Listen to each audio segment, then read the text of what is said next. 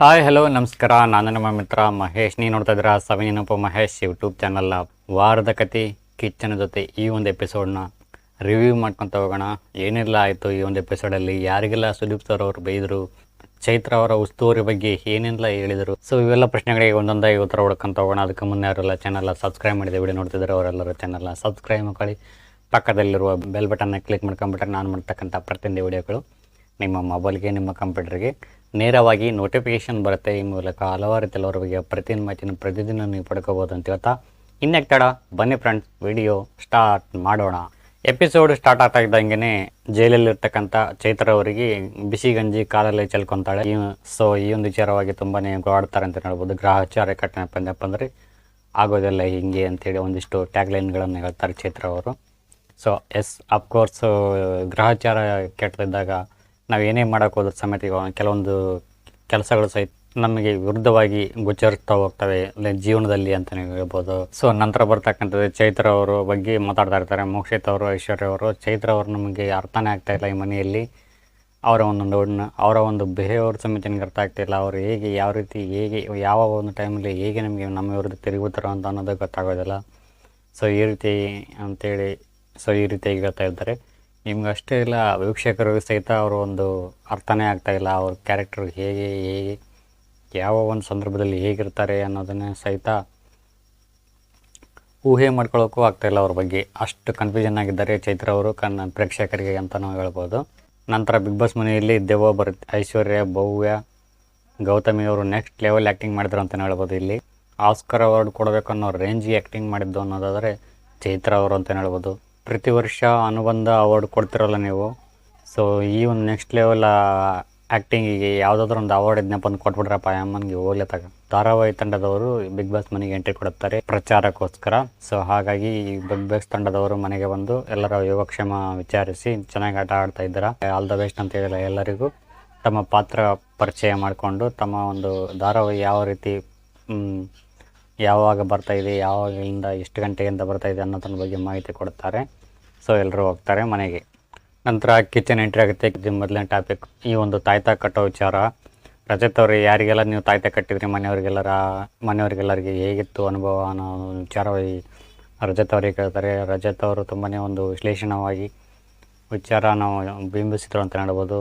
ಮಂಜು ಅವ್ರಿಗೆ ಕಟ್ಟಿದೆ, ಚೈತ್ರ ಕಟ್ಟಿದೆ, ಹಾಗೆಯೇ ಗೌತಮಿ ಅವ್ರಿಗೆ ಕಟ್ಟಿದ್ದೀನಿ.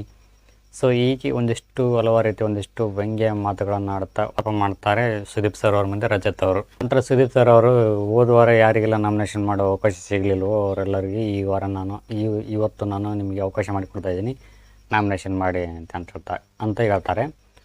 ಅವನು ವಾರ ಪೂರ್ತಿ ಅವರು ನಾಮಿನೇಷನ್ ಮಾಡೋ ಎಪಿಸೋಡ್ಗಳನ್ನ ನೋಡಿ ನಮ್ಮ ಕಣ್ಣೆಲ್ಲ ಮಂದಾಗಿ ಹೋಗ್ಬಿಟ್ಟಿದ್ದಾವೆ. ಈ ವೀಕೆಂಡ್ ಆಗಿದೆ, ಏನಾದರೂ ಒಂದು ಸ್ವಲ್ಪ ತರಲೆ ತಮಾಷೆ, ಏನಾದರೂ ಕ್ಲಾಸ್ ತಗೊಳ್ಳೋ ಕಾರ್ಯಕ್ರಮ ಇರ್ಬೋದು ಸುದೀಪ್ ಸರ್ ಅವರು ಅಂತ ನಾನು ಟಿ ವಿ ಮುಂದೆ ಕುಂತ್ಕೊಂಡಪ್ಪ ಅಂತಂದರೆ ಇವ್ರು ನೋಡಿದ್ರೆ ತಿರ್ಗಿ ಮತ್ತೆ ಒಳ್ಳೆ ನಾಮಿನೇಷನ್ ಮಾಡಿರಿ ಅಂತಂತಾರೆ. ನಾಳೆ ಬಿಟ್ಟು ಮತ್ತೆ ಒಳ್ಳೆ 2-3-4 ದಿನ ಮತ್ತೆ ಒಳ್ಳೆ ನಾಮಿನೇಷನ್ ಪ್ರಕ್ರಿಯೆ ಆರಂಭ ಆಗುತ್ತೆ. ಮತ್ತೆ ಒಳ್ಳೆ ಬರೀ ನಾಮಿನೇಷನ್ ಮಾಡೋಕ್ಕೋಸ್ಕರನ ಬಿಗ್ ಬಾಸ್ ಇರೋದು ಅಲ್ಲ. ಇವ್ರಿಗೆ ಯಾವುದೋ ಈ ಸಿಗೋದಾದ್ರೆ ಏನು ಸಿಗುತ್ತೆ ಅಂತ ನಾಮಿನೇಷನ್ ಅಂತ ಬಡ್ಕೊಂಡು ಸಾಯ್ತಾರ. ನೋಡಿನಪ್ಪ ಒಬ್ಬರು ಎಲಿಮಿನೇಟ್ ಆಗಂಗಿಲ್ಲ ಅಂತಪ್ಪ ನಾಮಿನೇಷನ್ ಪ್ರಕ್ರಿಯೆ ಯಾಕೆ ಮಾಡಬೇಕು?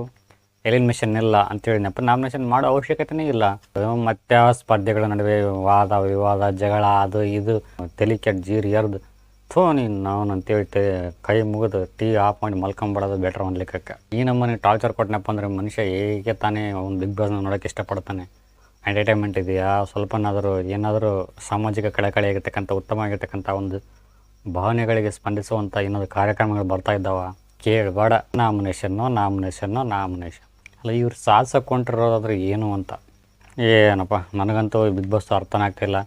ಲಿಟ್ರಲಿ ನಿಜವಾಗ್ಲೂ ಹೇಳ್ತೀನಿ, ಈ ಒಂದು ಸೀಸನ್ನಲ್ಲಿ ಒಬ್ಬ ಸ್ಪರ್ಧಿ ಆದರೂ ಇವ್ರು ಗೆಲ್ಲಬೇಕಪ್ಪ, ಇವ್ರು ಗೆದ್ದಪ್ಪ ಚೆನ್ನಾಗಿರುತ್ತೆ ಅಂತ ಒಬ್ಬ ಸ್ಪರ್ಧಿನ ನಮ್ಗೆ ಇಷ್ಟ ಆಗ್ತಾನೇ ಇಲ್ಲ. ಬಟ್ ಸೀಸನ್ನಲ್ಲಿ ಕಂಟೆಸ್ಟೆಂಟ್ಗಳು ಅಷ್ಟು ಇದ್ದರು. ಅಲ್ಲಿ ಏನೇನಿತ್ತು, ಎಂಟರ್ಟೈನ್ಮೆಂಟ್ ಇತ್ತು, ಜಗಳ ಇತ್ತು, ಕೋಪ ಇತ್ತು, ವಾತ್ಸಲ್ಯ ಇತ್ತು, ಅಕ್ಕ ತಮ್ಮನ ಬಾಂಧವ್ಯ ಇತ್ತು. ಇಲ್ಲಿ ಏನಿದೆ ಗುರು, ಇಲ್ಲಿ ಈ ಸೀಸನ್ನಲ್ಲಿ ಏನಾದರೂ ಒಂದು ಇದೆಯಾ? ಅಯ್ಯೋ ದೇವರೇ. ಮೊದಲೇ ಕಂಟೆಸ್ಟೆಂಟ್ಗಳು ಬಂದಾಗ ನನಗೆ ನೆಕ್ಸ್ಟ್ ಲೆವೆಲ್ ಕಂಟೆಸ್ಟೆಂಟ್ಗಳಿದ್ದಾರೆ, ಆಗಿದ್ದಾರೆ, ಹೀಗಿದ್ದಾರೆ ಅಂತ ಏನೇನೋ ಊಹೆಗಳು ಇಟ್ಕೊಂಡಿದ್ದೆ. ಇವೆಲ್ಲ ಬರೀ ಟುಸ್ ಪಟಾಕಿಗಳು ಅಂತ ಇವಾಗ ತಾನೇ ಗೊತ್ತಾಗಿದ್ದು. ಸುದೀಪ್ ಸರ್ ಅವ್ರ ಕ್ಲಾಸ್ ಅಂತೂ ಕೇಳ್ಬೇಡ ನೀನು. ಅವ್ರಿಗೂ ನ್ಯಾಯ ಇವ್ರಿಗೂ ನ್ಯಾಯ. ತಮಗೆ ಬೇಕಾದವ್ರು ಏನಾರು ಮಾಡಿದ್ರೆ ಅದು ಸರಿ ಅಂತ, ತಮಗೆ ಬೇಡವಾದ್ರೆ ಏನಾರು ಮಾಡಲಿ ಅದು ತಪ್ಪು ಅಂತ. ಏನೋ ಸುದೀಪ್ ಸರ್ ಅವರು ಈ ಒಂದು ಕಾರ್ಯಕ್ರಮನ ಬಿಟ್ಟು ಹೋಗೋದೇ ಬೆಟರ್ ಅಂತ ನನ್ನ ಅನಿಸಿಕೆ ಆಗಿರ್ತೈತಿ. ಚೈತ್ರ ಅವ್ರಿಗೆ ಬೈಯಕ್ಕಂದ್ರೆ ಇಷ್ಟನೋ ಏನೋ ಗೊತ್ತಿಲ್ಲ. ಸುದೀಪ್ ಸರ್ ಅವ್ರಿಗೆ ಸಿಕ್ಕಾಪಟ್ಟೆ ಬೈತಾರೆ, ಮಗ್ಗ ಬೈತಾರೆ. ಅದು ಅಂಥದ್ದೇ ಅದು ಕೂಡಿಯೋದು. ಚೈತ್ರ ತಿರ್ಗಮರ್ಗ ಬಯಸ್ಕೊಳ್ಳೋದೇ ಆಗೋಯ್ತು ಅದ್ರ ಜೀವನ ಪರ್ಯಂತ. ಚೈತ್ರ ಅವ್ರನ್ನ ಬೈದೇ ಇಲ್ಲ ಸುದೀಪ್ ಸರ್ ಅವರನ್ನು ಅಂತ ಒಂದು ಎಪಿಸೋಡೂ ಇಲ್ಲ. ಆಮೇಲೆ ಈ ಒಂದು ಕ್ಲಿಯರಿಟಿ ಕೊಡ್ತಾರೆ. ಚೈತ್ರ ಅವರು ಪಿಲ್ಲೋ ತಗೊಂಡೋಗಿರ್ತಾರಲ್ಲ ಐಶ್ವರ್ಯ ಅವರು. ಸೊ ಈ ಒಂದು ಕನ್ಫ್ಯೂಷನ್ ಗೆರೆ ದಾಟಿ ಹೋಗಿದ್ದಾರೋ ಇಲ್ಲೋ ಅನ್ನೋ ಒಂದು ವಿಚಾರವನ್ನು ಇಟ್ಕೊಂಡು ಕ್ಲಿಯರಿಟಿ ಕೊಡ್ತಾರೆ. ಅಲ್ಲಿ ಮುಕ್ಷಿತ್ ಅವರು ಆಲ್ರೆಡಿ ಕೊಟ್ಟಿರ್ತಾರೆ, ಗೆರೆ ದಾಟಿ ಕೊಟ್ಟಿರ್ತಾರೆ.